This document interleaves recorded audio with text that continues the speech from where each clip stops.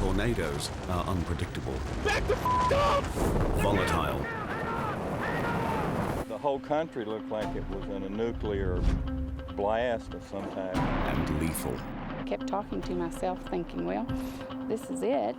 They leave behind obliterated towns There were no houses left. They were all gone. and bewildered scientists. It's not an exact science. Each tornado is unique, most dangerous, a few deadly. From the tremendous to the terrifying to the tragic, this is a countdown to a mega tornado, one that experts believe will devastate a major American city.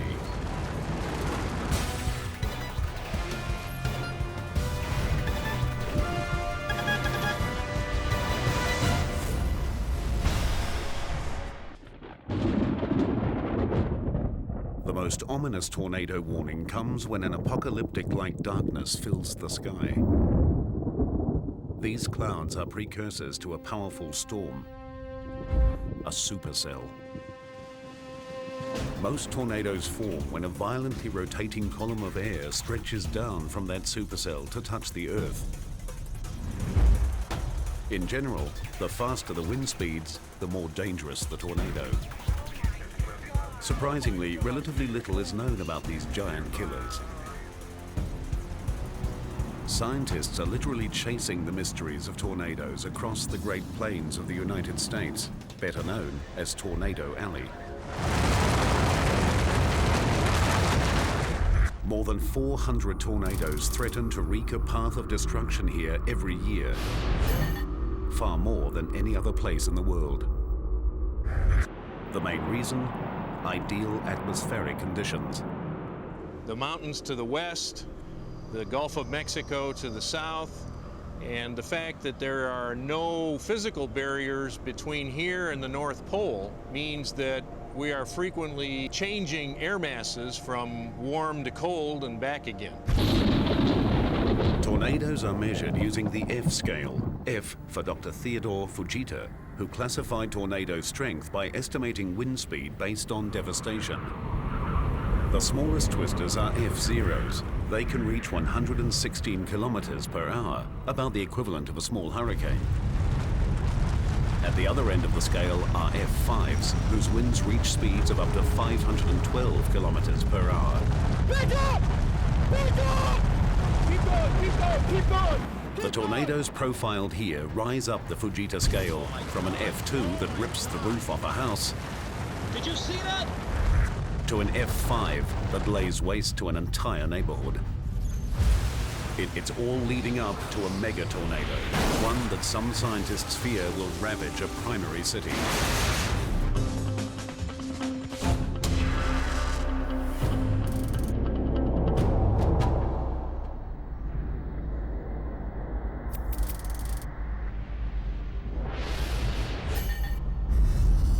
"111 kilometers southwest of Wichita lies the small town of Attica, Kansas.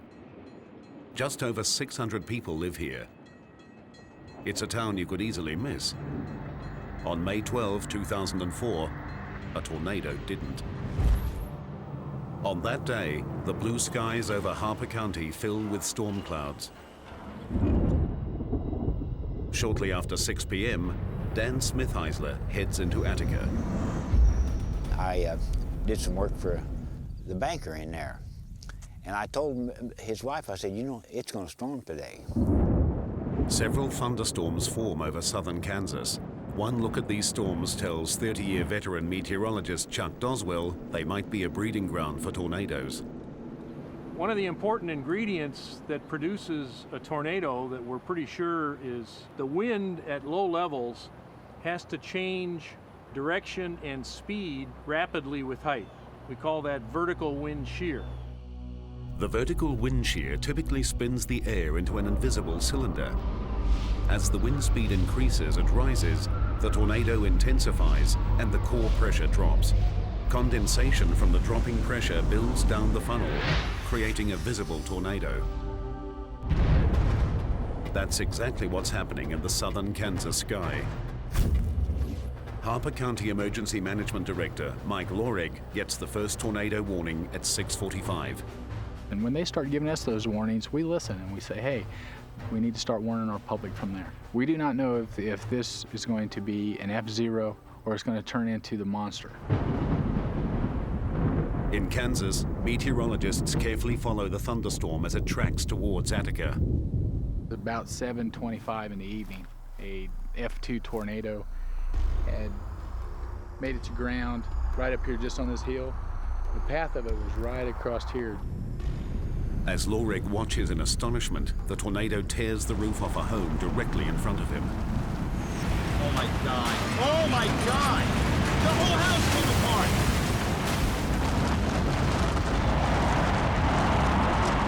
This act of violence is just one of many. The angry skies over Kansas are far from finished. We thought, okay, hopefully things are over. We got emergency crews set up for that. And then the storm just suddenly, it took a life on its own. Storm chasers tracking the Kansas supercell relay information to meteorologists using mobile Doppler radar. They report the tornado's wind speed, location, and one other startling fact. The storm is producing multiple tornadoes. Look at that. Storm chaser Yvette Richardson seen a supercell create more than one tornado before. It can be a very dangerous situation because often people will be looking at the main tornado and feeling that as long as they're far enough away or they've taken cover that they should be completely safe. Her team and others report seeing 16 tornadoes. They vary significantly in size and power. The biggest is an F4, roughly 160 kilometers per hour faster and with corresponding wind force about 3 times larger than an F2. The F4 heads straight for Dan and Donna Smith-Heisler's home. I was listening to the radio and the TV, and they had it exactly pinpointed. They knew exactly where it was at. Knowing a tornado's path gives potential victims an average of 12 minutes warning, enough time to save their lives. The Smith-Heislers get the warning, but Dan ignores it. Mesmerized by the golf ball-sized hail that often precedes a tornado, he refuses to join his wife down in the basement. That scared me, and so I started screaming at him to get down, and the dog would not come down. He said, well, Sugar won't come.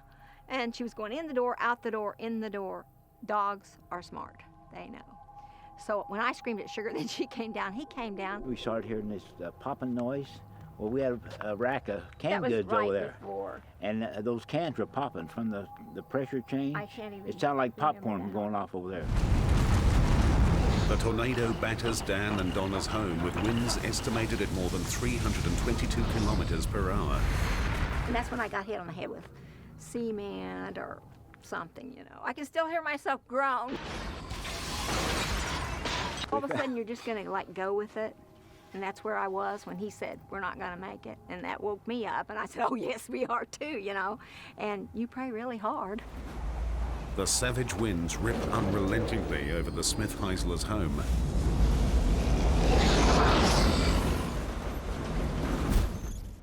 When they finally stop, the couple emerge from their basement and into a war zone. And I thought, where's the car? And then my next thought was, where's the garage? The twister destroyed the couple's 2-story home, 5 barns, dismantled 5 cars, and killed their dog, Sugar. The terror down there was the worst part. The terror. The Smith-Heislers are lucky to be alive. With estimated wind speeds near 400 kilometers per hour, the F4 tornado easily destroyed their home. But even the earlier F2, with winds estimated at 240 kilometers per hour, was capable of ripping the roof off this home. Complex physics transform air into a lethal force, a concept scientists are laboring to understand. What we are trying to do is simulate the tornado as best as we can. So we're actually comparing the wind which we generate here with the measurements made in the field. And the match is pretty good. Sarka's tornado simulator is the first of its kind in the world. It uses dry ice to create a visual display of the wind inside a vortex. His machine can produce tornadoes up to 1.2 meters in diameter and 2.4 meters tall. It can reach peak wind speeds of 86 kilometers per hour. When combined with scale models, he's able to replicate damage much larger and faster tornadoes inflict on homes and other structures. Normally, a portion of the roof fails and create a hole in the building, which then the flow starts getting inside, which then creates more load on the walls, and eventually those walls start failing.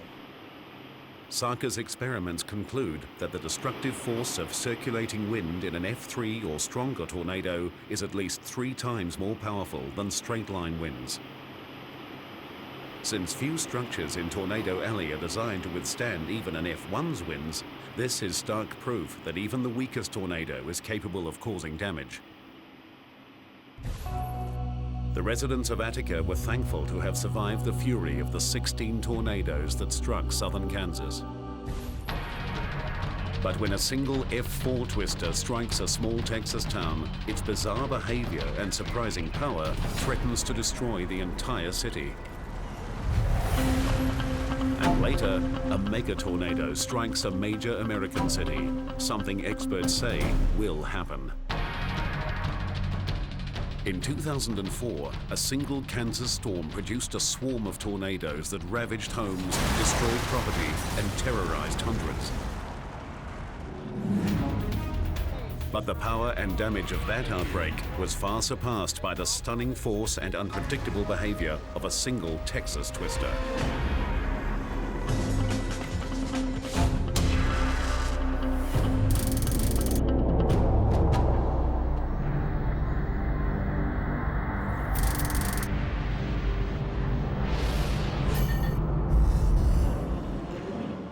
Pampa, Texas has had its share of luck. The town has prospered since oil was discovered here in 1921. Today, 17,000 residents work the hard soil, farming, ranching, and refining oil. But the town's location in the Texas Panhandle is also its biggest flaw. This is tornado country. On the afternoon of June 8, 1995, Pampa's luck ran out. Randy Stubblefield is a lifelong resident of Pampa. In his 2 years as sheriff, he's seen his share of violence, but nothing compares to what he's about to confront. About 4 o'clock in the afternoon, we received a call that there was a large tornado was building on the south side of the Amarillo Highway, just about 1.5 miles from where we're standing now. Stubblefield grabs his camcorder and rushes towards the twister. I watched it building on the farmland on the north side of the railroad tracks, and it just started building, getting bigger and bigger. Meteorologist Chuck Doswell is also chasing and filming the Pampa tornado. The evolution of the Pampa tornado with respect to the parent thunderstorm was very unusual in my experience. I've never seen anything quite like it. What Doswell sees is remarkable. The tornado is almost standing still. Impossible to tell what's going on in there. Then, suddenly, the tornado makes a sharp right turn. This odd behavior stuns Doswell. Tornadoes move in a particular direction because they're tied to the storm that's producing them.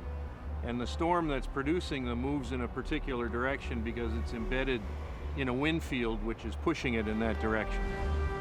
But the Pampa tornado isn't moving in the same direction as the storm. After a series of sharp turns, the twister loops almost 270 degrees around Doswell. These erratic and unpredictable movements make this a very dangerous tornado. Let's go. And I am completely mystified as to what was going on with that storm. Then it started traveling north. Get everybody inside, because this is one big son and hit a industrial complex.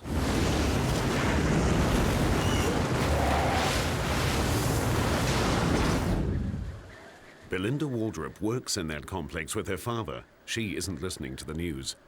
I learned that there was a tornado out outside the building when my dad came to the door of the office I was in and said, "Belinda, there's a tornado on the ground west of us." I'm curious. I said, "Can we look at it?" And he said, "Oh, no, we don't need to look at it. We need to get under some cover." Belinda and her father dive for shelter as the twister slams towards them. You could hear the tornado approaching.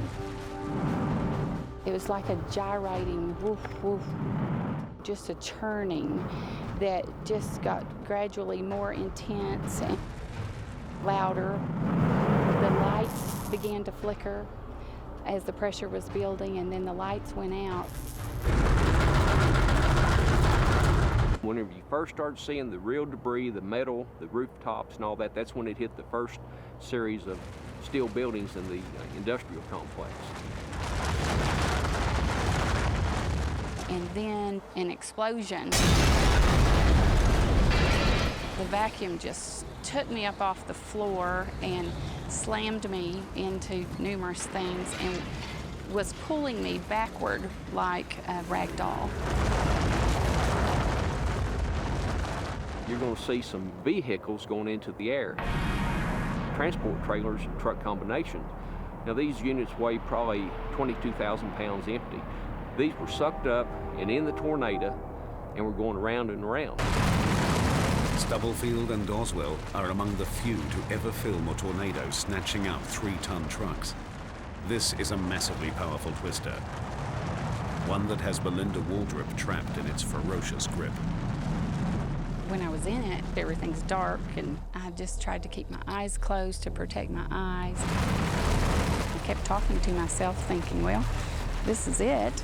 And at that time, I just had a feeling of helplessness because there's nothing you can do. I mean, there's no way you can stop it, or make it go another direction or anything like that. And it was just a sick feeling. That dropped me out here into the parking lot and just dropped me on my back, and I could see the cloud and the tornado. It looked like a white ghost just going up and taking off. Belinda's encounter with the tornado is over, but Randy's is just beginning.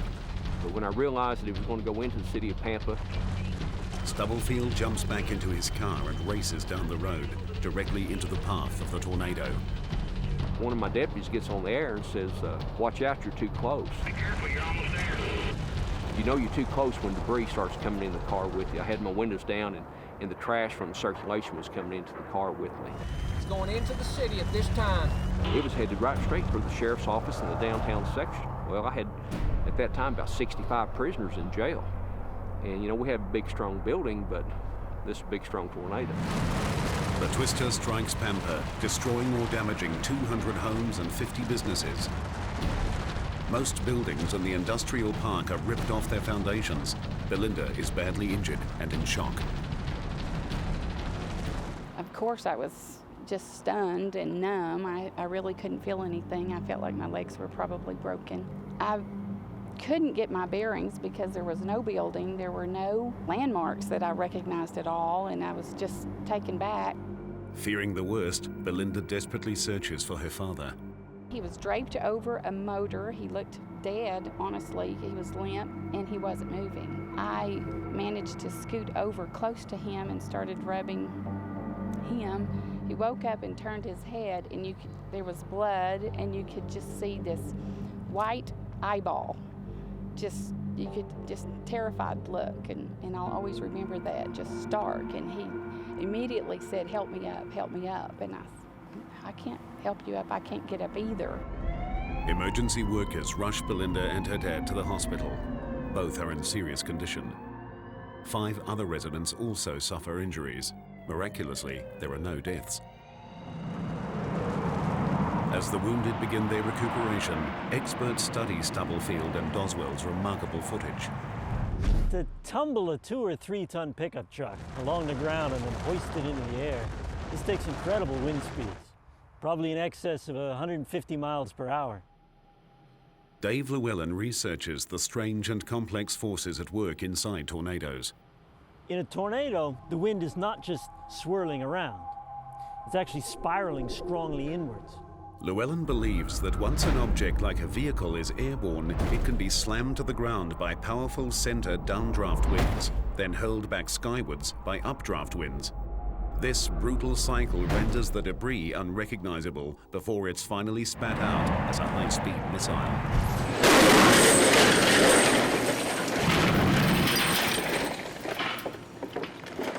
Amazing. That was 4,600 pounds thrown into the crane. Scott Schiff and his team at Clemson University are studying the damage a tornado-hurled car can do. We're really testing this roof slab here, and this was designed to be a shelter. It's about 10 inches thick of solid concrete with a double mat of steel reinforcement, so it's heavily reinforced. It's really designed to be able to take large debris impacts. 3, 2, 1, drop! After multiple impacts, the slab begins to crumble.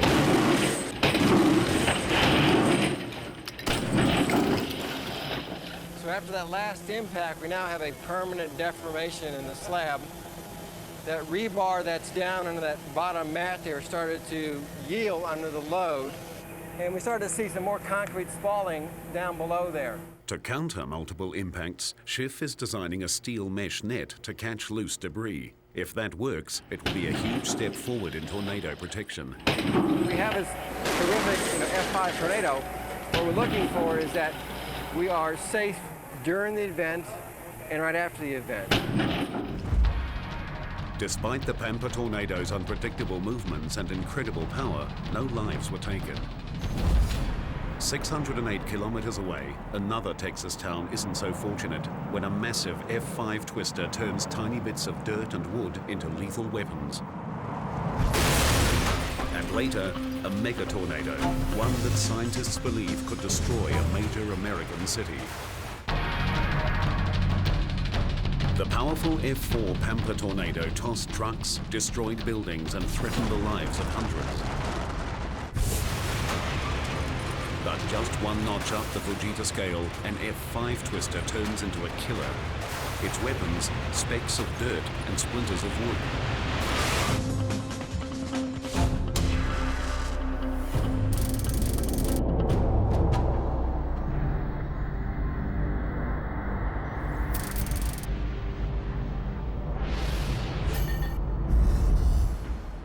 Gerald, Texas was founded in 1909. Located 64 kilometers north of Austin, the town never fully recovered from the decline of the cotton industry in the 1920s and 30s. In 1997, a tornado threatened to wipe Gerald off the map.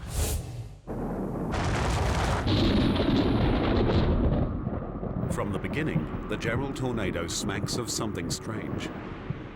On May 27th, a supercell forms over central Texas. The Gerald tornado is memorable for a couple of things. One was it formed in conditions that at the time we thought were very unusual.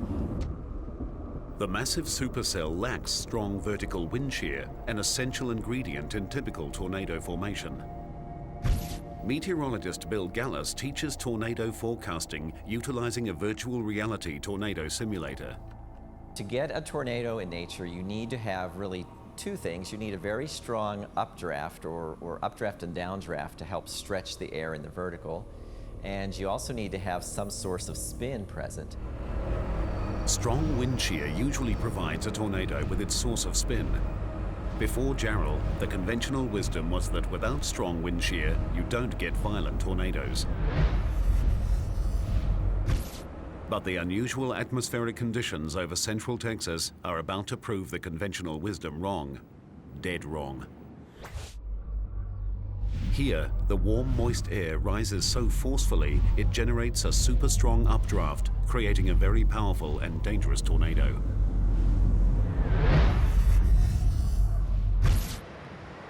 As the skies blacken and the winds rage, LaDonna Peterson and her 8-year-old son leave their mobile home for the safety of her mother-in-law's brick house. I went outside and started watching the clouds outside because they were getting real thick, real dark, real heavy. And all of a sudden, I could hear in the distance, because the wind had picked up, the alarm going off in town. Ken Adams doesn't hear the town alarm. He's asleep. and the dog woke me up. And I could tell that dog was really scared. I knew something was wrong, but I don't hear well, but I could feel it. It was like a thunder that you couldn't hear, but you could feel it. LaDonna's sister-in-law and young daughter join her in their mother-in-law's home. News reports place a tornado 3 kilometers away. My sister-in-law and I went to a window, and we could actually see the tornado in the distance, but it was like it was just sitting there, just turning, not moving at all. In fact, the tornado isn't standing still. Its forward movement is clocked at a slow pace of 16 kilometers per hour. But its internal wind speeds are reaching more than 420 kilometers per hour. Now a killer F5, it descends on the women's refuge. Then all of a sudden we felt a gust of wind hit the house. We could actually see the asphalt being pulled up off of the street, up the road from us. We were sitting there and I said, God, please don't take my family. Then we felt a big gust of wind hit the house and the bathroom door flew open. And at that point, we just started feeling like mud and stuff started coming in, hay. Minutes later, when Ken Adams walks outside to see why his dog is barking, he comes face to face with a nightmare. It was so big at the base, probably a half a mile or 3/4 of a mile, that I didn't realize it was a tornado. And by the time that I did realize that it was too late to go anywhere, I ran to the house, opened the back door, and as I did, the door flew out of my hands and the roof of the house came off. I would sort of be picked up. The house would fall on me again. Suddenly, the tornado is gone. The whole country looked like it was in a nuclear blast of some type. When I first looked up, I thought I was dead. I mean, I really did. Ken is wrenched back to reality when he's forced to take in the horror that surrounds him. More than 300 head of cattle were killed or injured by the tornado. Many that survived had to be shot because of the extent of their injuries. Oh, it was terrible. There's about 300 acres over there, and most of it, you couldn't walk very far without smelling that old dead smell. LaDonna's family emerges from the rubble of their home and into a wasteland. Nearly every home in their subdivision is obliterated. Many of their neighbors are nowhere to be seen. Others are badly injured. Mrs. LaFrance was pinned under a tree, and her daughter was laying in the mud and had some really severe injuries to her legs and her arms. It was raining, and she was saying it was hurting her, hitting the open wounds, so the only thing I could find was a dirty blanket laying on the ground to cover her up with, just to keep the rain from hitting the wounds so bad. Later we found out that Mr. LaFrance had been killed in the tornado, and the daughter had been crying through the whole thing, wanting to know where her dad was. 27 people died that day. Half were children. Entire families killed.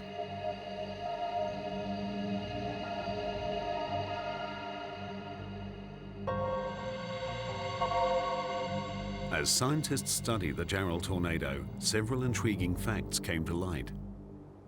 The thing that the tornado itself was interesting for was that it was moving very, very slowly, and it was large, and it collected a lot of debris to where the high wind speeds associated with the tornado were there for minutes in locations rather than just for a few seconds. The tornado traveled approximately 16 kilometers per hour, significantly slower than the average 48 kilometer per hour twister. Another oddity was that most houses in the tornado's path were completely obliterated. After much study, experts found an answer. Physicist Dave Llewellyn's computer models illustrate their findings. You can actually have thousands of tons of dirt in that debris cloud at any given time. And that dirt can change the internal structure of the tornado. As the Jarrell tornado passed over the open Texas plain, it picked up massive amounts of dirt, slowing down the funnel's forward movement while increasing its destructive power. I think down low, that Jarrell tornado probably acted like a giant sandblaster. Llewellyn and others believe that instead of blowing apart homes with strong winds like some tornadoes, the Gerald Twister destroyed structures via the massive force of wind-blown debris. The Gerald tornado was as ironic as it was tragic. Experts advise never to try and outrun a twister, but some who died in Gerald could have escaped the slow-moving storm in cars. Experts advise potential victims without storm shelters to hide in interior rooms like closets or bathrooms. But some in Gerald did exactly that and died anyway when their entire home was swept away. Still, because no two twisters are ever the same, experts advise that the best option is an underground shelter or safe room built to specific codes. The Gerald tornado changed the way experts watch for twisters. They now view storm systems with low vertical wind shear as possible violent tornado producers. But no amount of vigilance or insight could stop the deadliest tornado in US history from killing hundreds. And later, a mega tornado unseen in modern times threatens millions. The Gerald Twister killed 27 people while changing the way experts keep vigil for potential tornado-producing storms.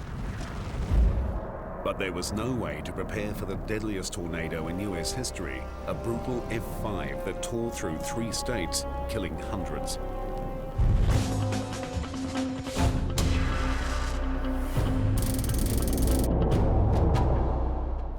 On March 18, 1925, a single tornado slaughtered 695 people in Missouri, Illinois, and Indiana. The behemoth F5 blasted a 322-kilometer path of unstoppable annihilation that lasted for hours. Survivor accounts are chilling. The air was filled with 10,000 things, boards, poles, whole sides of little framed houses. In some cases, the houses themselves were picked up and smashed to the earth, and living beings too. A baby was blown from its mother's arms. Children all around me were cut and bleeding. They cried and screamed. It was something awful. The destruction was of mythic proportions, primarily because the killer struck an extremely vulnerable population.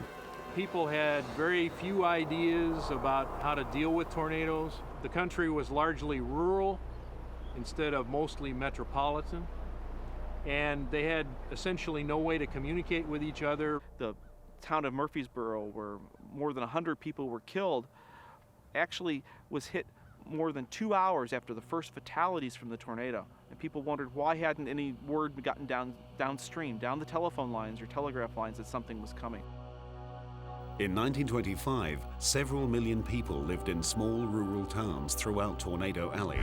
Today, tens of millions call it home. Modern communication means better warnings, but evacuating a major city before an F5 strikes is still impossible. On May 3, 1999, the people of Oklahoma City faced the worst F5 in modern history.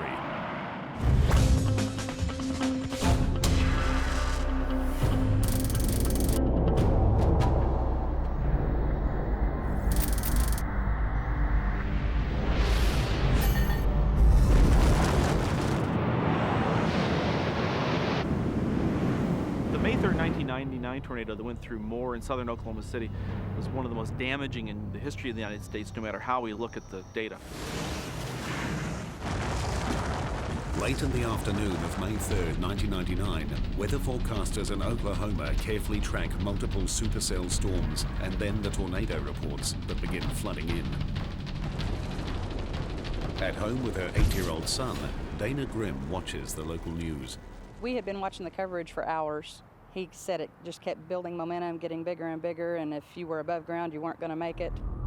The storm system is intense, complicated, and growing. Weather trackers watch in awe and shock as multiple storms produce multiple tornadoes.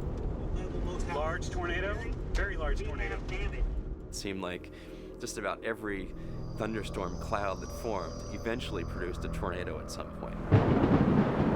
And there were times when you had the main tornado happening, and then we had what we call satellite tornadoes that would rotate around it. And they're completely separate tornadoes within the same storm system. At about 6:25 p.m., a large tornado touches down just outside Amber, Oklahoma. Doppler radar records its wind speed at 512 kilometers per hour, the fastest twister ever documented. This is a monster, and it's hurtling towards Dana Brim's home. And they had said that it was a mile wide and just ferocious, and it was just destroying everything in its path. With a giant wall of howling wind just 1.6 kilometers away, Dana and her son hide in a closet. I remember my son, he was screaming and crying. He said, "Are we going to be okay?" I said, "We're going to be fine." He said, "What do we do?" And I said, "We pray." Dana's fear turns to panic when she hears the tornado strike. There was kind of a high-pitched squeal to it. And then, of course, the sound of everything, the windows just blowing out. The house was shaking. We could hear the beams in the roof breaking. The walls just lifted up, and we could feel really cold air rushing underneath. And within seconds of that, the house just blew up. And I couldn't breathe. I had sucked in so much dirt that I couldn't even breathe anymore. I thought, this is it. And I remember just praying that, God, if this is it, I'm ready. On the brink of death, the fierce tornado spares Dana's life by lifting her out of the suffocating dirt. When it slams her back to the ground, she's paralyzed with fear. And I realized then that I didn't have my son. So I started screaming for him, and he came running over, and it was just a miracle of God because we were both barefoot. He came running over to me, did not have one puncture wound on his feet. The F-5 continues towards the center of Oklahoma City, crossing major highways filled with rush hour traffic. As the tornado hurtles towards them, some people panic. They abandon their cars in a desperate attempt to find shelter. For a few, that decision has fatal consequences. 3 people seeking refuge under freeway overpasses are killed by debris and the sheer force of the wind. Stranded cars block escape routes for many others. Shields Boulevard in Oklahoma City essentially became a huge parking lot, and it blocked people from being able to escape the tornado. By the time the F-5 dissipates, 40 people are dead and nearly 700 injured.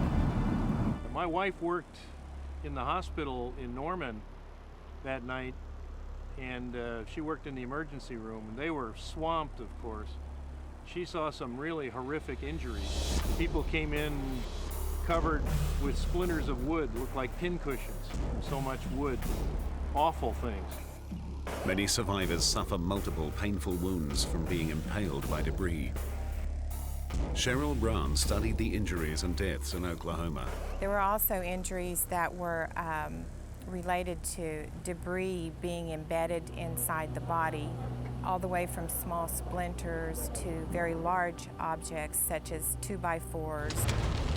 Many survivors suffered debris-related injuries because the tornado destroyed so many homes, spewing countless shards of wood and other material into the air. The Oklahoma twister leveled nearly 3,000 houses and structures. 3, 2, 1, fire! 73 miles an hour. Schiff and his team at Clemson University fire 2x4s at more than 160 kilometers per hour into a variety of structures to represent the damage done during a tornado. I think that the public understands that tornadoes are very dangerous. What they don't understand is that in typical construction, they have very little protection against those types of events. When debris strikes a home, it does far more damage than simply making a hole in a wall or window. Fire! It gives the tornado a point of entry. Once inside, inflowing air can rip apart walls and tear off the roof. The home then becomes part of the tornado's arsenal, further fueling the funnel with debris and making it even more destructive. This type of construction is very typical for residential, brick veneer in front of a wood frame wall. the missile's gone all the way through the wall cavity. Most people that have this type of house would be vulnerable to an F5 tornado. Fire! Schiff's experiments determined that for a home to withstand the deadly onslaught of debris, the brick veneer must have an 8-centimeter thick backing of concrete. So this wall here would be suitable for a shelter to resist tornadoes. Most homes in Oklahoma City were brick veneer with wood frames. This common construction, coupled with the sheer number of homes in the tornado's path, increased the debris field exponentially. Dana Grimm survived with a broken back, her son with a puncture wound to his chest. I truly believe that the reason that I was thrown twice, if I had not been picked back up and thrown again, I would have suffocated because I could not breathe in anymore. 10 supercell storms spawned 70 tornadoes that spring day, including the F5 that cut a 24-kilometer path over interstate highways and devastated several suburbs of Oklahoma City. It was sad. I think there were 14 in our own housing addition that died. And it's a miracle of God that we didn't. The Oklahoma tornado caused more than $1 billion in damage, the costliest tornado in U.S. history. Complete and total devastation. The homes that you see over here now were completely gone. It was a rubble pile. If you had been in the open, it would not have been a very pleasant place to be. Things would have been much worse if the tornado had veered just 16 kilometers to the west, striking the heart of downtown Oklahoma City. Even so, the Moore, Oklahoma tornado and its companion twisters rank as the most deadly and destructive outbreak in modern history. They would be far surpassed by an F5 striking a major American city. That would be a mega disaster, one experts warn could happen. Every year, major U.S. cities in Tornado Alley play a game of Russian roulette with massive twisters that wreak havoc there. In 1999, Oklahoma City lost the game when a giant tornado killed 40 people, injured nearly 700, and racked up costs of more than $1 billion. Only sheer luck kept the tornado from striking downtown. Researcher Scott Ray knows the next major city to be struck by an F5 may not be so fortunate. Dallas is overdue for a large, violent class tornado. Dallas, Texas is a boomtown sprawled along the southern boundary of Tornado Alley. It's one of the largest and fastest growing metro areas in the U.S. with more than 5 million residents and 600 corporate headquarters. Dallas is 10 times larger than Oklahoma City. I was shocked a bit when I saw some of the aerial footage of Oklahoma City. The amount of damage that had occurred in that was pretty amazing. Ray assists local governments with planning for hazards, especially threats from tornadoes. To help Dallas prepare for a possible mega disaster, he has modeled over 60 different scenarios of how the Dallas region would be affected by a violent tornado. For reasons of credibility, it was very important that we look at an event that actually had occurred somewhere else. So we took the event in Oklahoma City basically because the data was very good for that particular event, and we could transpose it by just moving those same geographical characteristics of the tornado on top of the geography of Dallas-Fort Worth. So we got to see it kind of from our own perspective. Ray and his team painstakingly overlaid the exact path taken by the Oklahoma tornadoes over the Dallas-Fort Worth area. A mega disaster unfolds when Oklahoma's F5 tornado rampages through downtown Dallas. It would easily be the worst damaging tornado event that we have had to date in the U.S.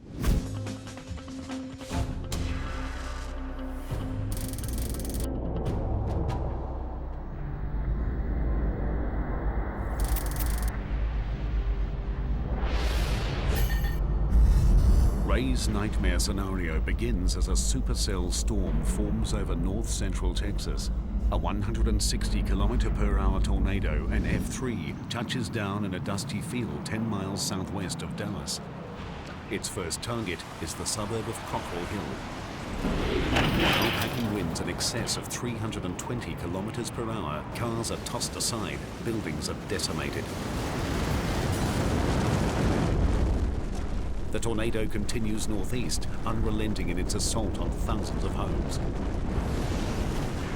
The twister's internal wind speeds rise past 400 kilometers per hour, turning it into an F5.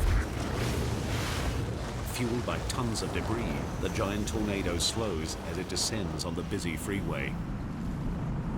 A clogged highway holds a heck of a lot more people than one that is moving comfortably. And the other problem that you have is, where do you go? Panic ensues as many abandon their cars, creating a traffic jam that traps thousands. The 443 km/h winds effortlessly swat cars off the highway. Anyone hiding under an overpass is vulnerable to flying debris and violent winds. Cars snatched up by the powerful updraft winds are spun around inside a giant vortex, then shot out, creating a dangerous hazard for anyone in their path. Next, the deadly twister approaches downtown Dallas. Dozens of skyscrapers and tens of thousands of people crowd the city. Giant glass windows shatter. Marble and bricks are ripped off buildings. A deadly shower of glass and other debris rains down onto the crowd below. Most of the skyscrapers in the Dallas-Fort Worth area are predominantly covered with glass on the outside, and that's not very durable. But the amount of damage from getting wind and broken glass spread out through a downtown area is going to be pretty dramatic.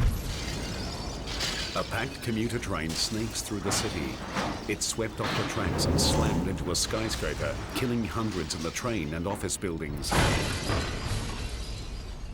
There's little doubt that debris would be probably the largest generator of damage in the Metroplex, and it's basically because there's so much of it that can be generated, and you name it, it can be wood, bricks, gravel, just about anything you can imagine can become a projectile, and with almost unlimited supply.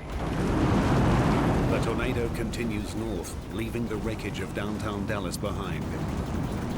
Tornadic winds more than 500 kilometers per hour now descend on the suburban landscape of Lakewood. The 92,000 people living here have had up to 20 minutes to seek underground shelter, a seemingly reasonable chance for survival. But like the Jarrell, Texas twister, those hiding in closets or bathrooms can only pray. Finally, the worst tornado in history slowly drifts skyward and dissipates. The war zone behind it is 61 kilometers long. Dallas is devastated.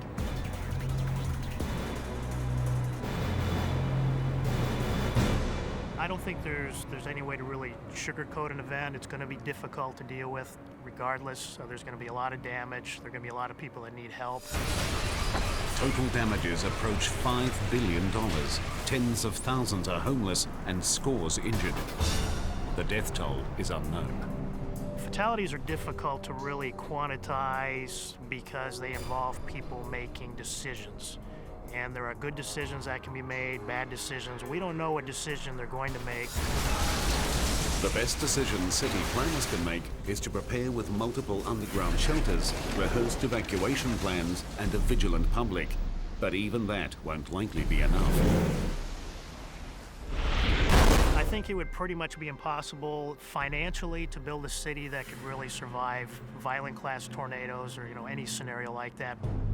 With increasing populations in major metropolitan cities throughout Tornado Alley, science is in a life or death race against time to understand one of Mother Nature's biggest secrets.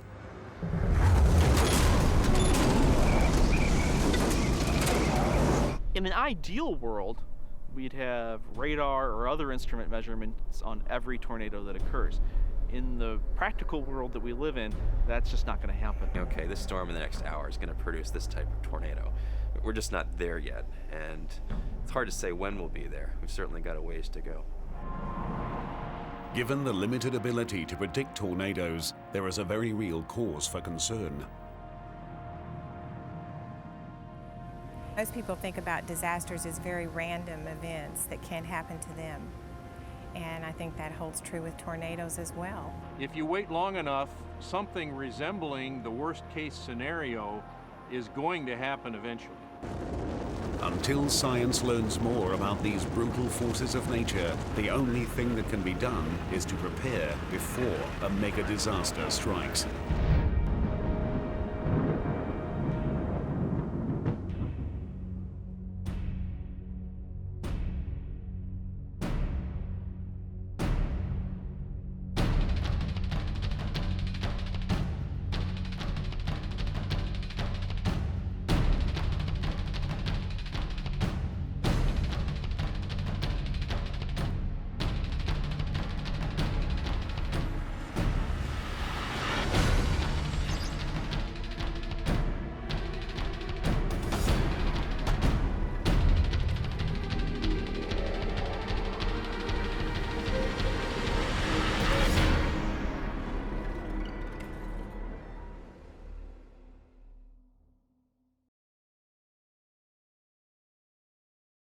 When the earth quakes, all hell breaks loose. Oh my God, we're having an earthquake. Wait a minute. Hold on.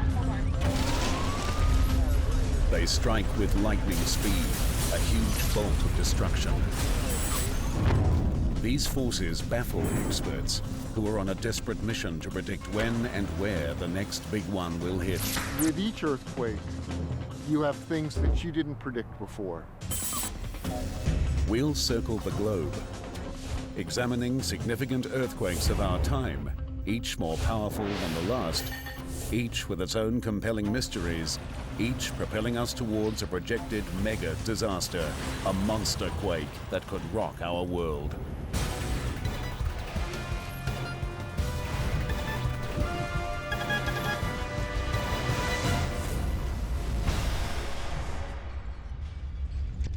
Earthquakes are one of the most destructive and unpredictable forces on the planet. Without warning, solid ground cracks, shifts, and buckles, threatening anything in its path. It's estimated that several million earthquakes shake the planet every year. Most are barely detectable tremors, but at least once a year, somewhere on the globe, a major event strikes. Most earthquakes are created by movements of titanic slabs of the Earth's crust, called tectonic plates. Enormous pressure builds as the plates strain against each other. When plates slide past each other, a strike-slip earthquake forms. When plates collide head-on and one slides under the other, a thrust earthquake occurs. In both cases, the Earth's crust tears and snaps, releasing a giant burst of seismic force. The amount of energy released by an earthquake is known as its magnitude. The higher the magnitude, the more energy released. An earthquake of magnitude 8 or higher releases as much energy as 1 billion tons of TNT, or 67,000 Hiroshima bombs. Earthquakes' destructive energy has cost almost 8 million lives in the last 1,000 years. The fatality rate is rising as populations in high-risk areas increase dramatically. And it's kind of an inevitable shift as people cluster more and more. The largest cities continue to grow larger and larger. Today, there are 17 cities jammed with more than 10 million people. 140 other metropolitan areas have populations topping 2 million. More than half of these are within striking distance of a major fault line, placing hundreds of millions directly in the line of fire. A lot of times, we are our own worst enemies in terms of where we build and how we build these cities. It's only a matter of time before another city is hit by a devastating earthquake. To prepare for the inevitable future, it's essential to learn from the past.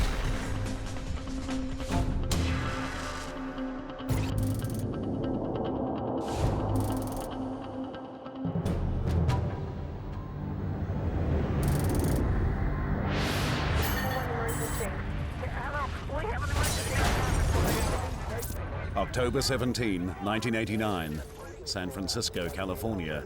For 15 horrific seconds, the city by the bay is rocked by a magnitude 6.9 earthquake.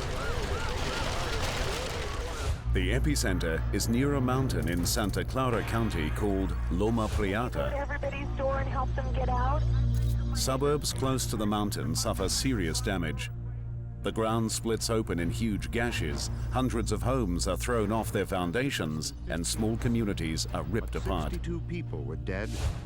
But bizarrely, the greatest devastation and loss of life is 97 kilometers to the north in Oakland and San Francisco.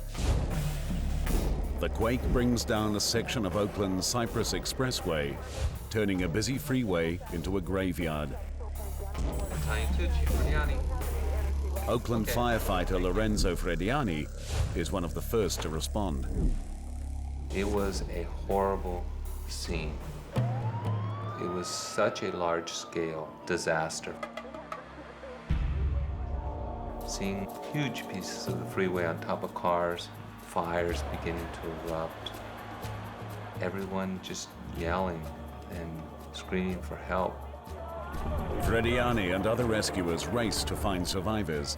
They fear the worst, that thousands are dead under the shattered remains of the expressway. This was at 5 o'clock approximately. This is its peak time. There should be bumper-to-bumper traffic. So when I saw the Cypress unfold in front of me, all I could think about was how many thousands of people would be dead. But amidst the horror, there is a life-saving stroke of luck. The earthquake hit as the two local baseball teams, the San Francisco Giants and the Oakland Athletics, faced off in the World Series. Millions are watching the game, and traffic is much lighter than usual. The fact that we had the ball game between the two Bay Area teams easily saved thousands of lives. As rescuers desperately try to free those trapped on the Cypress Expressway, another disaster unfolds across the bay. Nearly 200 buildings in the Marina District are severely damaged or completely destroyed. Fires started by broken gas mains add to the damage and panic. Stunned residents flee into the streets. But even as the marina suffers catastrophic damage, neighborhoods surrounding it escape almost unscathed. Seismologists like Jack Boatwright struggle to understand the quake's selective destruction.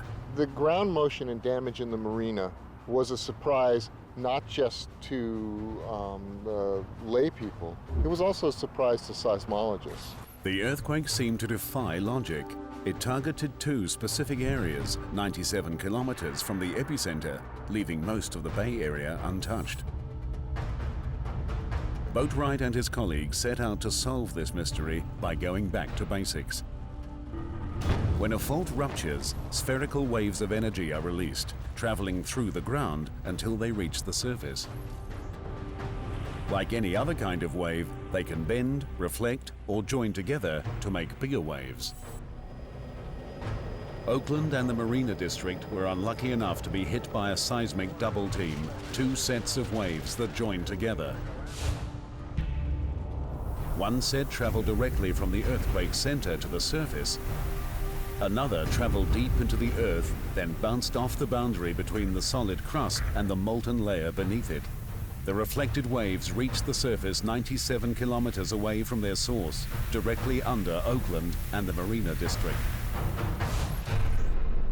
This seismic double whammy was bad enough, but it became much worse when combined with a fatal mistake made by the city's forefathers. 100 years ago, this land didn't exist. As the Bay Area rapidly expanded, stretches of ocean became beachfront property. The shallow edges of the bay were filled in with sand and debris. The difficulty is these very fine and clean sands. When an earthquake occurs and you start shaking them, there's really nothing binding the sand together. It becomes actually a liquid. Liquefaction is a deadly side effect of many large earthquakes. As solid ground turns to liquid, roads are destroyed, buildings topple, and underground pipes rupture. Liquefaction severed a gas main in the marina, igniting an inferno. The total cost of the quake was huge. 63 people died, 4,000 were injured, and 20,000 structures were damaged or destroyed. For seismologists, the 6.9 Loma Prieta quake was a brutal wake-up call. They were surprised by the reflection of seismic waves that struck the Marina District and Oakland. With each earthquake, you have things that you didn't predict before. Every earthquake is, in fact, a learning experience. But the 1989 Loma Prieta quake was not the worst to strike San Francisco. The same side effects of liquefaction and fire killed thousands when a much bigger earthquake struck, destroying most of the city by the bay.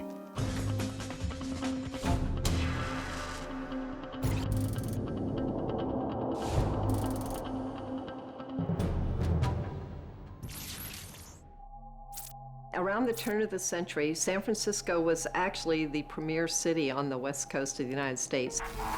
The city featured luxury hotels and modern high-rise buildings.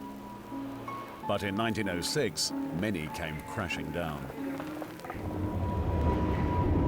The earthquake occurred about 5:12 in the morning on April 18th.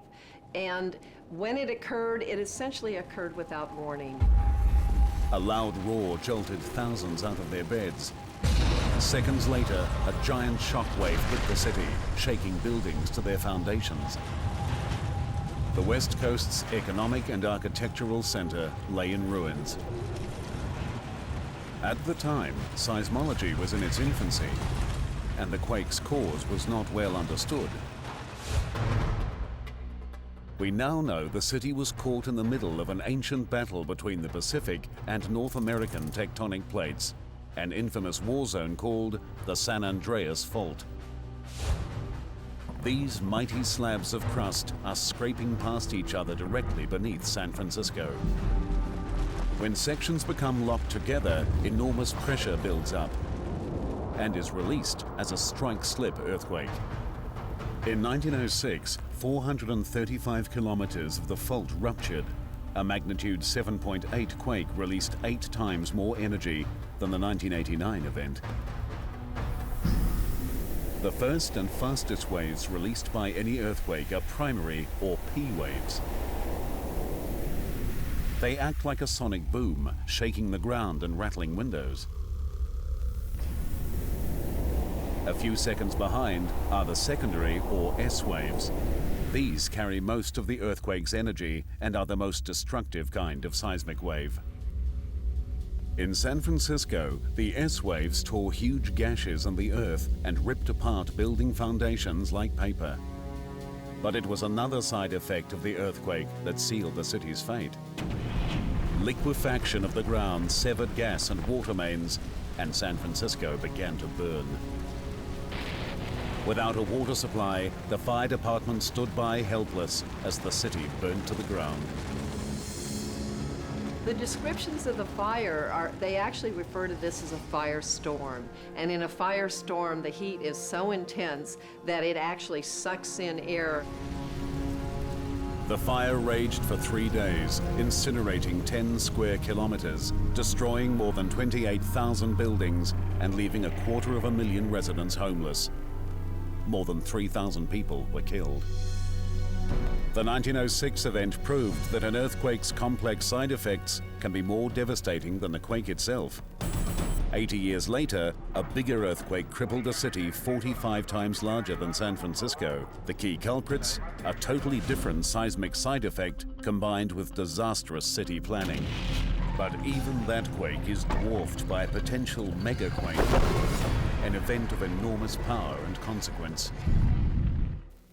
The San Francisco earthquakes of 1906 and 1989 showed how reflection and liquefaction can have tragic consequences. In 1985, one of the largest cities in the world was crippled by an earthquake with even stranger and more unpredictable effects. It proved that where you build a city is as important as how you build it.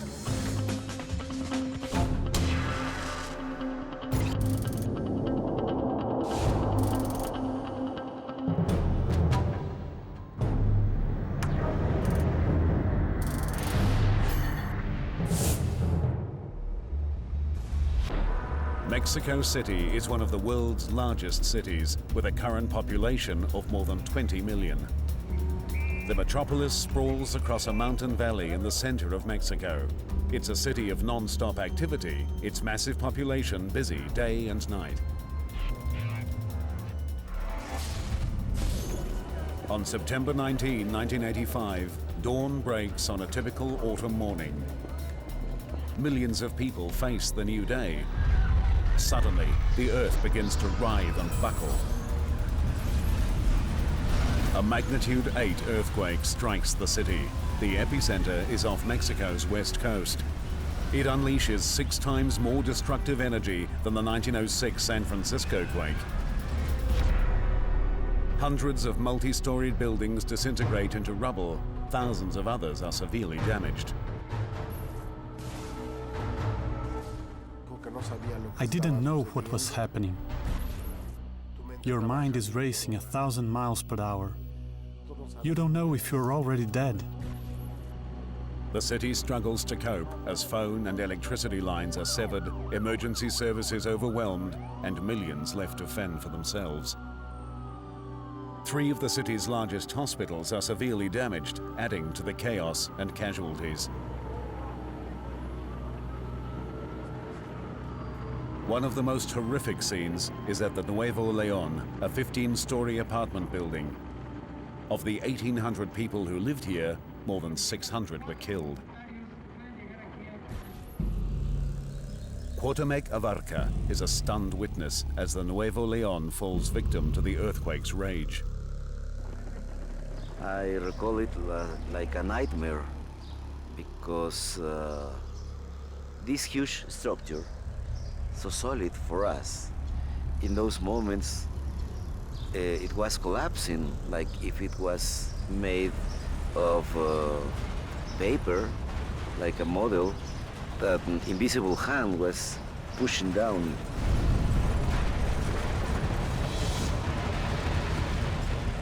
Cuauhtemoc and dozens of his neighbors rush to the demolished apartment building and with their bare hands begin a desperate struggle to rescue survivors. There was a survivor, he was trapped by the debris. We couldn't move the concrete above him. It was so heavy. I was holding the right hand of this man, trying to encourage him. He was complaining, "This is so painful, it hurts." And he died. The death toll is estimated at anywhere between 9 and 35,000. The true number may never be known. Why was this mighty city victim to such devastation? Mexico City is in the center of the country, hundreds of kilometers away from the earthquake's epicenter. And why were some areas practically annihilated while others were left untouched? For seismologists like Sina Lomnitz, this disaster would change their understanding of seismic waves. There are various surprising factors that intervened to cause this particular earthquake to be a disaster. The quake was triggered by movements of the Cocos Plate, which collides with the North American Plate off Mexico's west coast. Unlike the San Andreas Fault, where 2 plates are sliding past each other, Mexico is the scene of a tectonic head-on collision called a subduction zone. Normally, one plate slides smoothly under the other, but when a section becomes stuck, enormous pressure builds up in the rock. On that fateful morning, the pressure finally becomes too much. A section of the Cocos subduction zone rips apart, blasting a massive shockwave of seismic energy towards Mexico at thousands of kilometers per hour. During most earthquakes, the greatest damage occurs close to the epicenter. This one is different. Coastal areas suffer some significant damage.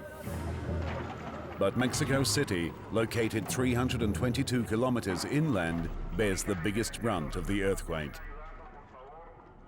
Bizarrely, most of the city is barely damaged, while small specific areas are almost completely destroyed.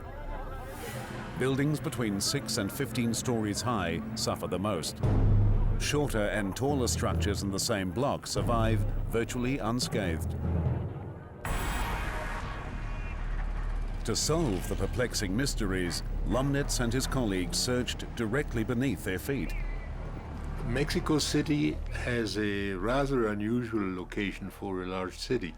700 years ago, what today is Mexico City was a lake. The Aztecs built their capital city, Tenochtitlan, on an island in the middle of the lake. It was a massive complex of canals and causeways, with a structure as complex as any European city at the time.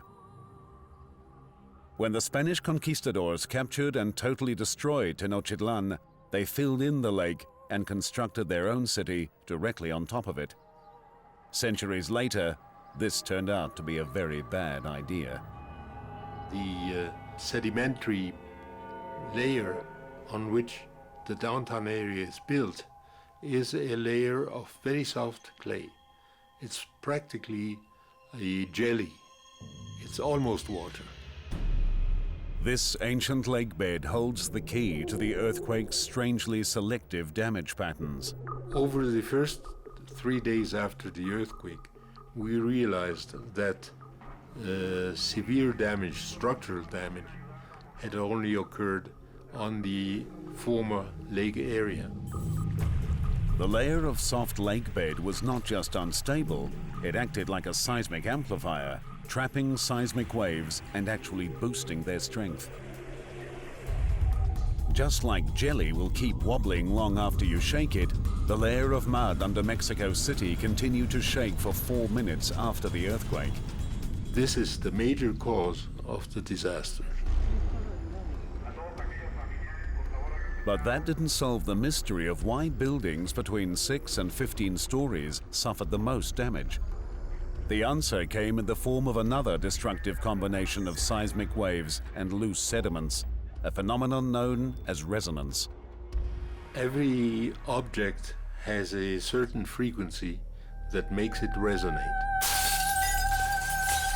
If a singer hits the right note, they can shatter a glass just by subjecting it to its unique resonant frequency. Even a large object like a high-rise building can resonate. Depending on its size and structure, there is one energy frequency that will make it vibrate. By incredibly bad luck, the seismic waves trapped and amplified by the layer of mud under Mexico City were exactly the right frequency to make 6 to 15-story buildings resonate. The buildings began to vibrate, shaking themselves to pieces. Others smashed into their neighbors like battering rams. These freak circumstances doomed Mexico City.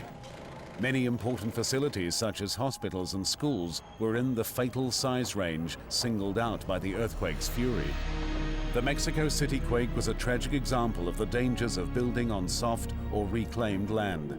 The unstable soils amplified the quake's effects and unleashed complex and deadly patterns of resonance. Today, buildings cannot be constructed on the unstable lakebed. Building codes and civil emergency plans are enforced to help prevent future disaster.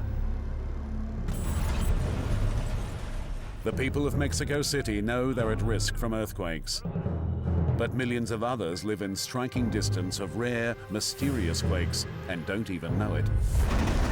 And we're moving closer to an even bigger quake, a potential scenario that will combine liquefaction, fire, and other deadly side effects in a brutal mega disaster.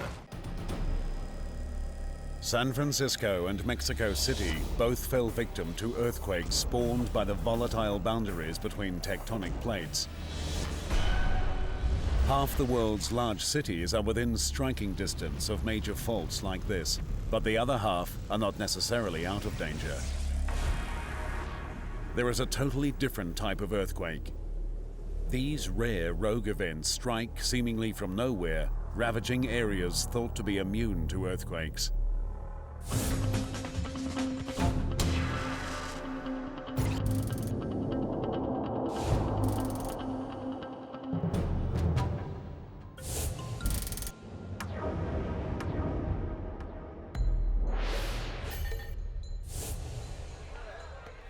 January 26 is India's Independence Day. But in 2001, the celebrations are forgotten when a massive earthquake strikes the western province of Gujarat.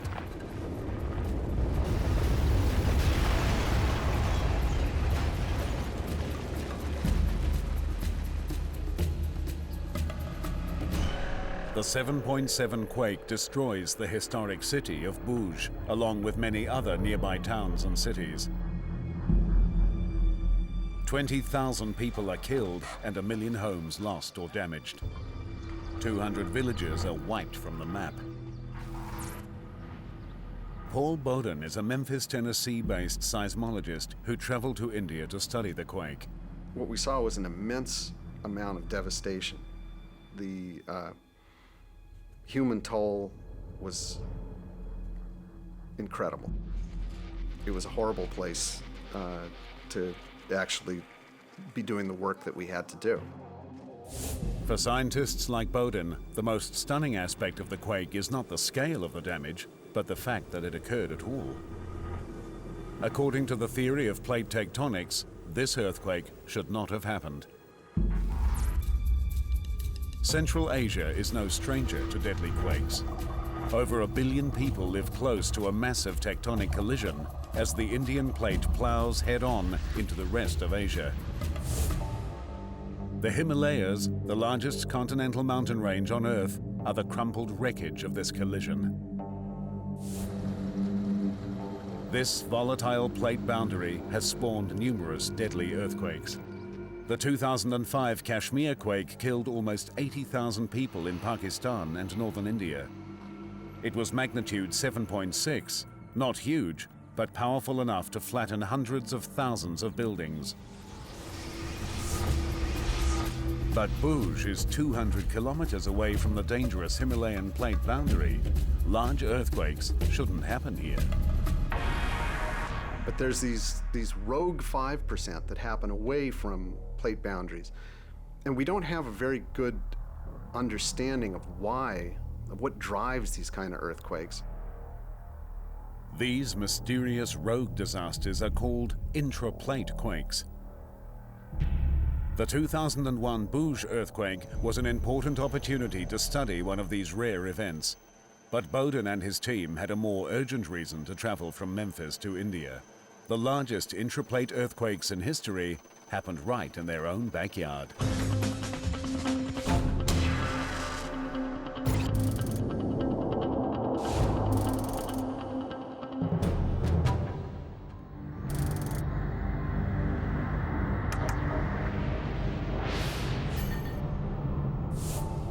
In the winter of late 1811 and early 1812, the Midwest of the United States was torn apart by a swarm of massive earthquakes.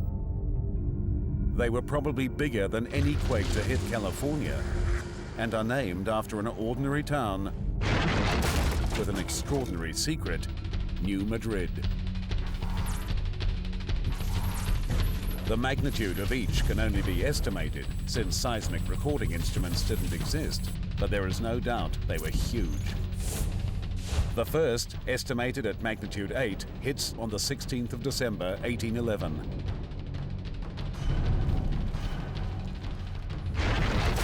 Houses and buildings are torn apart, entire forests are wiped out. Enormous cracks split and tear the earth. The placid Mississippi becomes a raging torrent of rapids and waterfalls. But this was only the beginning. A month later, another giant quake, estimated at magnitude 8, tears the frontier town of New Madrid, Missouri, to pieces. 2 weeks after that, a third magnitude 8 quake strikes. Over the next 2 months, almost 2,000 smaller tremors strike. The effects are felt throughout the entire eastern half of the United States.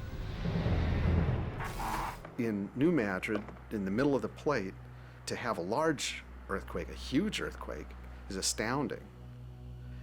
And then to follow it up with 2 other events that were as large or larger, just incredible. This incredible series of earthquakes seems to have come from nowhere. This is the flat, stable center of the North American plate. It's supposed to be safe from large earthquakes. Reelfoot Lake, 24 kilometers from New Madrid, is famous for its fishing. But seismologist Roy Van Arsdale hasn't come for the largemouth bass. For him, Reelfoot holds the key to unlocking the mystery of the New Madrid quakes. 200 years ago, this lake didn't exist. Well, this serene swamp and lake area was rocked severely during the winter of 1811-1812 in a series of 3 giant earthquakes. It was the 3rd one in March that is responsible for the formation of this lake. Reelfoot Lake's peaceful appearance is deceptive. Beneath its calm waters, scientists have made an earth-shattering discovery. There's microseismic activity, meaning little earthquakes are occurring all the time out here. So there are seismometers planted in the landscape around us, measuring, recording these earthquakes. Deep under Reelfoot Lake and New Madrid is a mysterious fault system that spawned the huge earthquakes of 1811-1812. It continues to generate small earthquakes today. But this discovery raises even more questions. If the New Madrid fault is not a plate boundary, then what is it? The answer to that lies far away in Ethiopia. This is part of Asia and Africa's Great Rift Valley, a fault system that stretches 4,800 kilometers from northern Syria to Mozambique. The earth here is splitting apart and bleeding molten rock. A tectonic plate is being torn in half and pushed apart, a process called rifting. 500 million years ago, this almost happened in the peaceful plains of the Midwest. A surge of magma spewed up from the molten interior of the Earth, eating through the crust beneath the ancient Midwest. But before the plate was completely split, the magma retreated, leaving behind vast cracks in the Earth's crust. As pressure builds up on this fault system, it's released as massive earthquakes. A similar failed rift has been found near the city of Bhuj in India. The buried rifts under Bhuj and New Madrid solved part of the mystery. But there are still many things scientists don't understand about intraplate earthquakes. They have no idea what triggers these rogue disasters or where they will strike next. We really don't have a good working model for what drives these intraplate earthquakes. This is still quite the mystery in seismology, geology that a number of us are working on, and we just don't have an answer to that right now. In 1811 and 1812, the New Madrid earthquake struck sparsely populated areas. Today, millions of people living in cities like St. Louis and Memphis are within striking distance of the New Madrid fault system. If it wakes again, the human and economic toll will be devastating. It would be foolish to think that it couldn't happen again, that it's over. There's no scientific evidence that whatever is giving rise to these earthquakes has gone away. The New Madrid quakes were the largest intraplate earthquakes in history, but they pale in comparison to a massive tectonic rupture that ripped through Chile, producing the largest earthquake on record. And even that catastrophe is not the worst-case scenario. Experts believe a giant earthquake lies in wait, one whose shockwaves will ravage a nation and shake the entire planet. There is one earthquake that towers over all others, one so massive it changed the shape of a nation and killed people half a world away. This is a staggering event that rates as the largest on record.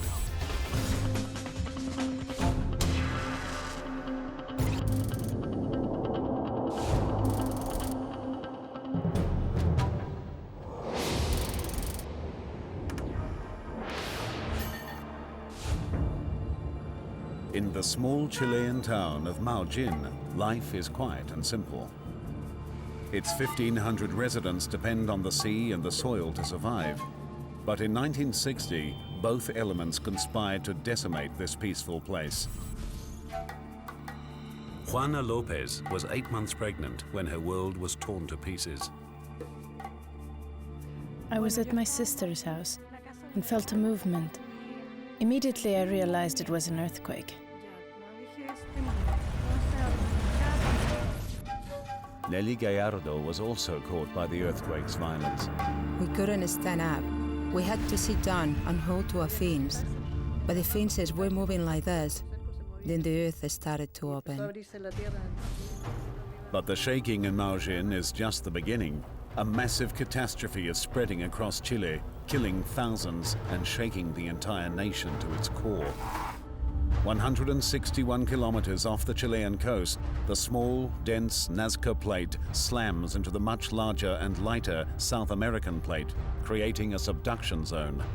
This is far more dangerous than the one that affected Mexico in 1985, because here it runs the entire length of the continent.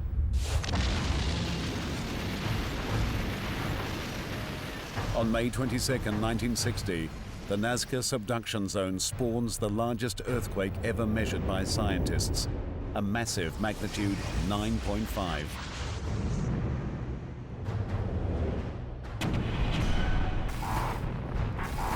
The amount of energy unleashed is equal to 32 billion tons of TNT, or more than 2 million Hiroshima bombs.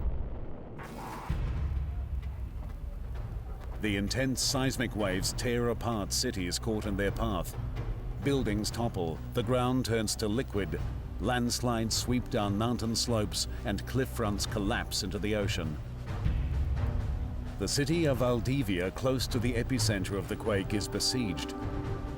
Almost half the city is reduced to rubble.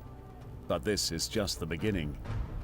The fault rupture sets in motion a chain of events that ruins lives for generations and permanently scars the landscape. Today, Valdivia is once again a thriving city, a strategically important point at the meeting of 3 rivers.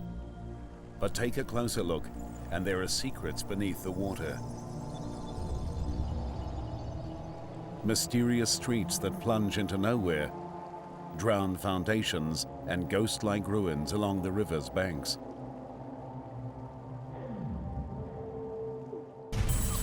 The 1960 earthquake did far more than shake things up.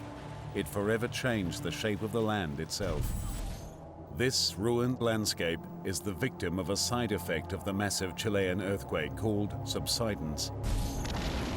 Valdivia's fate was sealed hundreds of years before the quake. For centuries, pressure built up along the boundary of the 2 great tectonic plates off Chile's coast. The South American plate began to slowly bulge upwards under the strain. When the fault ruptured in 1960, the strain was released on the South American plate. It snapped back to its natural shape, lowering a vast swath of land 2.5 meters. For the people of Valdivia, this is a disaster that will last for generations.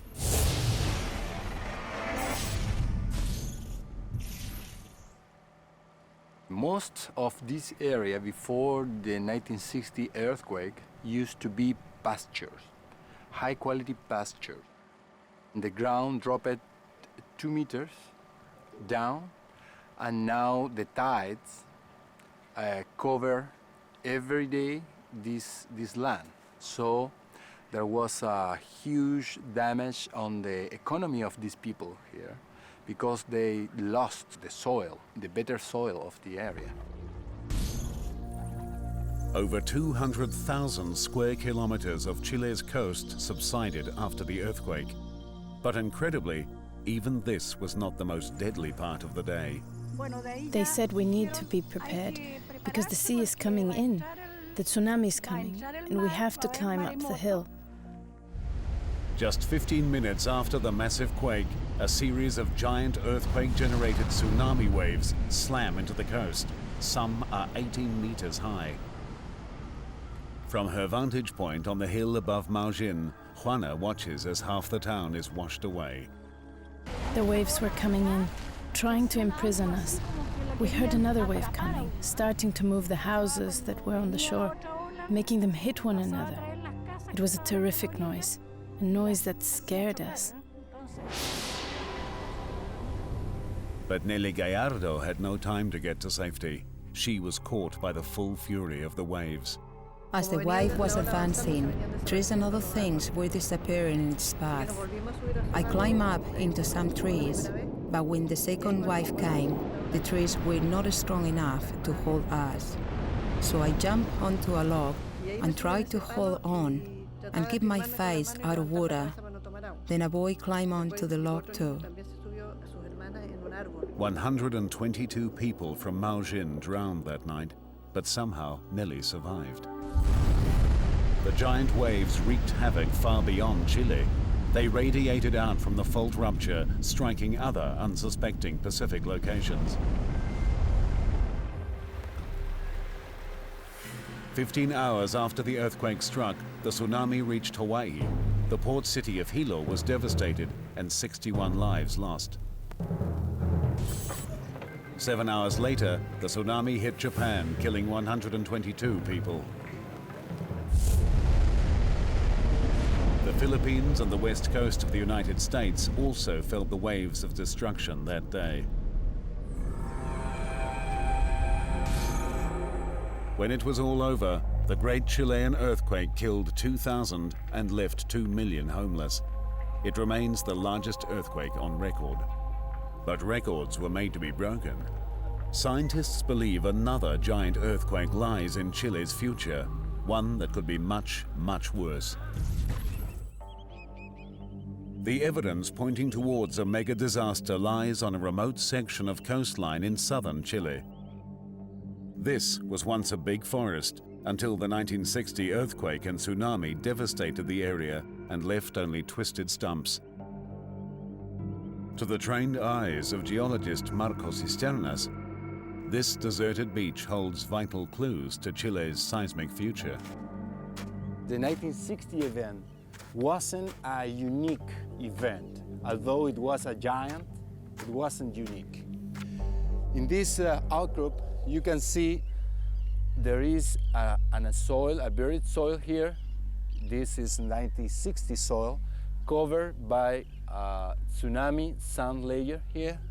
And below that, you can find another soil corresponding to the 1575 earthquake. Along this coast, there is evidence of another dozen earthquakes that ravaged the area in the last 2,000 years. So it is certain that in the future, another earthquake, giant earthquake, is going to strike central Chile. When it strikes, it will be an ultimate disaster, an event that will cripple the country and send shockwaves around the entire planet. In 1960, the biggest earthquake ever recorded rocked Chile. Thousands died, and the landscape of the country changed forever. But scientists believe a far more destructive quake could be on Chile's horizon. Don Windeler is an expert in modeling disasters of the future. Using data from the giant 1960 quake and input from some of the world's leading seismologists, Windeler and his colleagues have created sophisticated models of potential earthquakes in Chile, including the ultimate worst-case scenario. There's no stopping the Nazca Plate from going underneath South America. We will continue to see large events over time in Chile. It's just a fact of life. The massive 1960 earthquake struck in the center of the country, where the population was relatively light. But if the Nazca Fault ruptured further north, near to Chile's largest cities, a major catastrophe would result. We're going to expect to see a lot more economic loss, a lot more casualties resulting from this event.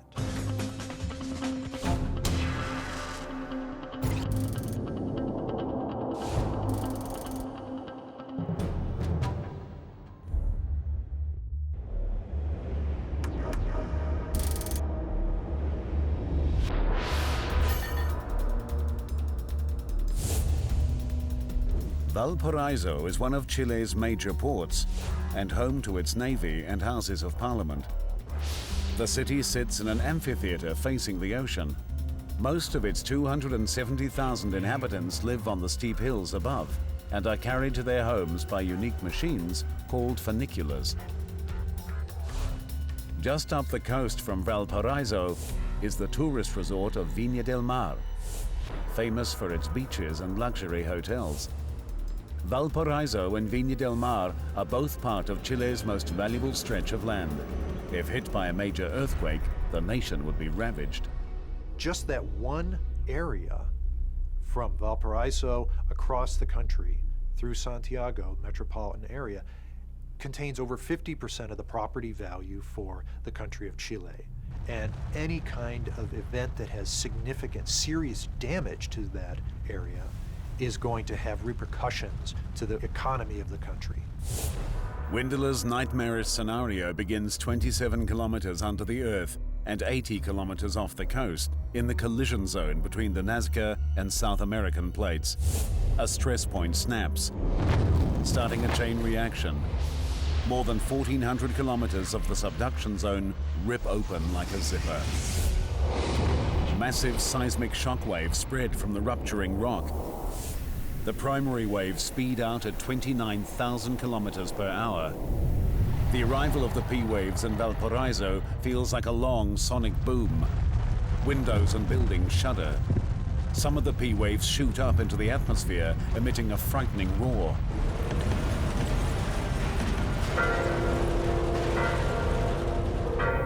The secondary waves follow, carrying most of the earthquake's energy. Some surface waves shake the ground from side to side, twisting railway lines and shattering concrete structures. Buildings are shaken from their foundations.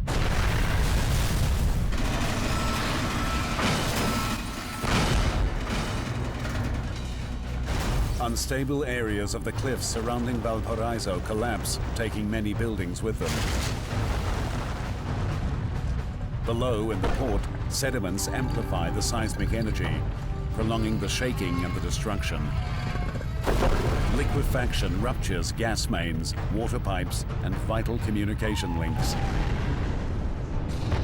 In addition to the deadly seismic waves, the earthquake rupture releases pressure on the South American plate. It pushes forward and flattens. Areas of the coast sink 2 meters. Entire structures collapse and flooding is rampant. Fires caused by broken gas mains rage out of control. As the city lies paralyzed and in ruins, the biggest killer of all is about to strike. As the South American plate is released and flicks upwards, it pushes up an enormous wave of water 967 kilometers long. Gravity quickly pushes it back, creating a massive wave, a tsunami. One side of the wave rushes towards the coast of Chile. It takes just 10 minutes to reach Viña del Mar. It hits the already besieged city with a 12-meter wall of ocean that smashes across the city.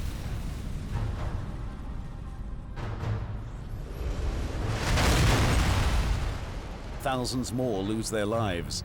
The city is devastated.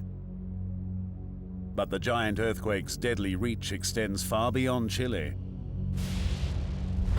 The same tsunami that pulverized Viña del Mar speeds across the Pacific for thousands of kilometers. Hours after the quake, huge waves strike New Zealand, Hawaii, and Japan. The west coast of the USA and the Philippines will also be hard hit. Chile's mega earthquake is now a global disaster. Taking the 1960 earthquake, this massive magnitude 9.5, and moving it closer to Valparaiso and Santiago is something that's not likely to happen anytime in the near future. It's highly unlikely. But at the same time, given what we know about Chile's tectonics and its past history, it's very difficult to exclude that from saying that it can't occur. Chile's mega disaster will probably not happen within our lifetimes. But scientists believe a major city will be struck by a devastating earthquake. We're setting ourselves up for larger catastrophes should an event occur near one of those cities. Experts agree that while it's impossible to prevent an earthquake, it is possible to prepare for one. There are really many things we don't know about earthquakes, but we do know one thing. The way to avoid disasters is to be prepared for them. When there is no surprise, there is no disaster. Danger is that if we're not prepared, if we don't prepare our cities for the hazard that exists, they'll be hell to pay. Half the world's population now lives in cities, placing hundreds of millions within striking distance of an earthquake. For all of them, the clock continues to tick on these giant underground time bombs.